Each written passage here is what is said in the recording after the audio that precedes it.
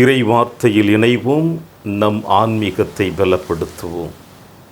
கிறிஸ்துவில் பிரியமான அன்பு சகோதர சகோதரிகளே, தவக்கால திருப்பயணத்தின் 3வது வாரம் வியாழக்கிழமை என்று அன்னையாம் திரு அவையோடு இணைந்து நம் ஆண்டவர் இயேசு கிறிஸ்து உங்களுக்கும் எனக்கும் கொடுக்கின்ற நற்செய்தி வாசகம் என்ன?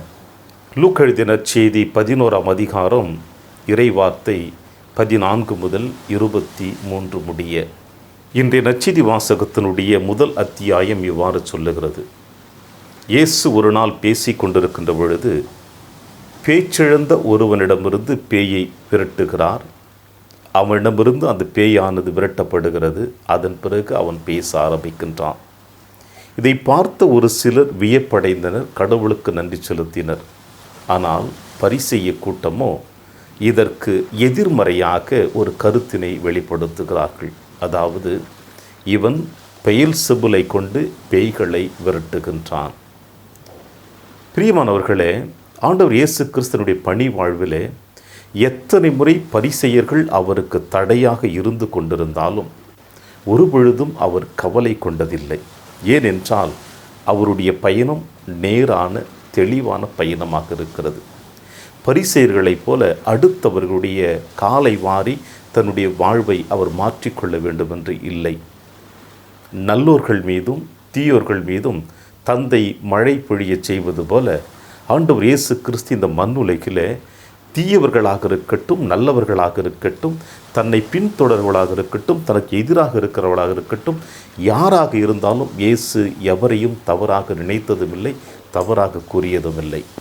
அந்த வரிசையில்தான் இன்றைய நற்செய்தி வாசகத்தின் வழியாக பெயல்செபூலை கொண்டு இவன் பேய்களை ஓட்டுகிறான் என்று உடனடியாக மக்களை திசை திரும்ப விரும்பினார்கள்.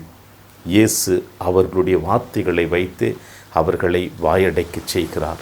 என்னவென்றால், நான் பெயல்செபூலை கொண்டு பேய்களை விரட்டுகிறேன் என்றால், உங்களை சார்ந்தவர்கள் பேய்களை விரட்டுகிறார்களே, அவர்கள் எதை கொண்டு பேய்களை விரட்டுகிறார்கள்? பெயல்செபூலை கொண்டா அல்லது கடவுளுடைய வல்லமையை கொண்டா? இன்னும் அழகாக ஆண்டவர் இயேசுக்கு சொல்லுவார், ஒரு அரசு அதே அரசு தனக்கு எதிராக போராடுமா? இல்லை. ஒரு அரசு இன்னொரு அரசுக்கு எதிராகத்தான் போராடும்.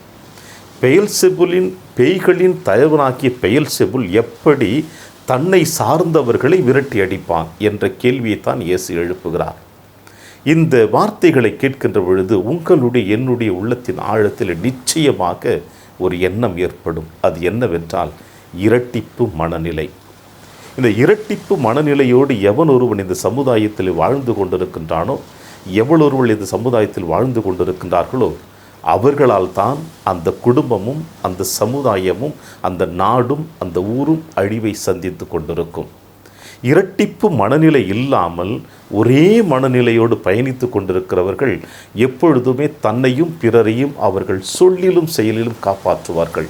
இந்த இரட்டிப்பு மனநிலை உள்ளவர்கள் தனக்கு தேவைப்படுகின்ற பொழுது அடுத்தவர்களை பயன்படுத்தி கொள்ளுவார்கள். தனக்கு தேவையில்லை என்று நினைக்கின்ற பொழுது அவர்களை உதாசீனப்படுத்தி விடுவார்கள். தன்னுடைய தேவைகளுக்கெல்லாம் அடுத்தவர்களை பயன்படுத்தி கொள்ளுவார்கள். அந்த முடிந்த பிறகு அவர்களை உதாசீனப்படுத்தி நிராகரித்து விட்டு சென்று விடுவார்கள். இதைத்தான் பரிசேய கூட்டம் செய்து கொண்டிருக்கிறார்கள். தங்களுடைய தேவைகளுக்காக தாங்கள் உயர்ந்தவர்கள் என்று கருதுவதற்காக ஆண்டவர் இயேசு கிறிஸ்துவை திட்டமிட்டு அழிக்க வேண்டும் என்பதற்காக இங்கே அவர்கள் பெயல்செபூலை கொண்டு இவன் பேய்களை ஓட்டுகிறான் என்று இயேசுவின் மீது குறை சொல்ல ஆரம்பித்து விட்டார்கள். பிரியமான அன்பின் தேவ பிள்ளைகளே, இந்த தவக்கால திருப்பயணத்தில் உங்களுடைய என்னுடைய மனநிலை எப்படிப்பட்டதாக இருக்கின்றது? இரட்டிப்பு மனநிலையோடு வாழ்ந்து கொண்டிருக்கின்றோமா, அல்லது கிறிஸ்துவை அடித்தளமாக கொண்டு ஆண்டவர் இயேசு கிறிஸ்து காட்டுகின்ற அன்பின் பாதையில் நாம் பயணித்து கொண்டிருக்கின்றோமா? இதைத்தான் இன்றைய நாளிலே இயேசு சிந்திக்க அழைப்பு கொடுக்கிறார். பல நேரங்களிலே இந்த பரிசேயர்களைப் போல நீங்களும் நானும் இரட்டிப்பு மனநிலையோடு நம்முடைய தேவைகளுக்காக பிறரை பயன்படுத்துவதும், நம்முடைய தேவைகளுக்காக பிறரை அரவணைத்து கொள்ளுவதும், நம்முடைய தேவைகளுக்காக அவர்களை மன்னிப்பது போல அன்பு செய்வது போல நம் வாழ்க்கை பயணத்தை தொடர்ந்து கொண்டிருக்கின்ற பொழுது ஒரு நாள் நிச்சயமாக நம்முடைய இந்த செயல்பாடுகள் அனைத்தும் சமுதாயத்திற்கும் நாம் யாரையெல்லாம் ஏமாற்றி கொண்டிருக்கின்றோமோ அவர்களுக்கும் வெளிப்படுத்துவார் ஆண்டவர் இயேசு கிறிஸ்து. எனவே இரட்டிப்பு மனநிலையை களைந்து வைத்துவிட்டு தெளிவான ஒற்றை மனநிலையோடு ஆண்டவரோடு நாம் இணைந்து பயணிக்கக்கூடிய அந்த பயணத்தை தொடர்ந்தோம் என்றால் நிச்சயமாக நாம் அனைவருமே ஆசீர்வதிக்கப்பட்டவர்களாகத்தான் காணப்படுவோம் என்பதை இயேசு இன்றைய நாளிலே உங்களுக்கும் எனக்கும் அழகாக சொல்லுகிறார். எனவே இயேசுவின் வார்த்தைகளை உள்வாங்கியவர்களாக தொடருவோமா? இந்த நாளிலே ஜெபிப்போம். எங்கள் வானக தந்தை இறைவா, இந்த நேரத்தை மீண்டுமா எங்களுக்கு நீர் ஒதுக்கி கொடுத்ததற்காக உமக்கு நன்றி செலுத்துகிறோம். இந்த மண்ணுலகில் எத்தனையோ பிள்ளைகள் இறைவார்த்தைக்காக ஏங்கி தவித்து கொண்டிருக்கிற பொழுது எங்களை தேர்ந்தெடுத்து இந்த அலைவரிசையின் வழியாக இறைவார்த்தையை உள்வாங்கி எங்கள் வாழ்க்கையில் இருக்கின்ற அந்த இரட்டிப்பு மனநிலை முழுவதுமாக அழித்துவிட்டு இயேசு ஒருவரே எங்களுடைய வாழ்வும் வழியும் ஜீவனுமாய் இருக்கிறார் என்ற அந்த உண்மையுள்ள வார்த்தையை எங்களுடைய வாழ்வாக நாங்கள் இணைத்து ஒற்றை பாதையில் இயேசுவோடு இணைந்து செல்லுகின்ற பொழுதுதான் எங்கள் ஆன்மீக வாழ்வு புதுப்பிக்கப்பட்டதாகவும் உமக்கு உரியதாக இருக்கும் என்ற நம்பிக்கையோடு திருப்பாதம் எங்களை அர்ப்பணிக்கிறோம். எங்களை ஆசீர்வதித்து இந்த உலக செல்வங்களின் மீது எங்களுடைய எண்ணங்களை முழுவதுமாக அழித்துவிட்டு நீரே எங்கள் அன்பின் தெய்வம், நீரே எங்கள் மீட்பர் என்கின்ற அந்த ஒற்றை மனநிலையோடு நாங்கள் பயணித்து நீர் இந்த மண்ணுலகில் எப்படி இறை ஆட்சிக்காக நீர் தன்னையே முழுவதுமாக ஒப்பு கொடுத்தீரோ அதே போல் நாங்களும் ஒப்பு கொடுக்கக்கூடிய மனநிலை கொடுத்துடுமாறு எங்கள் ஆண்டவராகிய கிறிஸ்து வழியாக மன்றாடுகின்றோம். ஆமென்.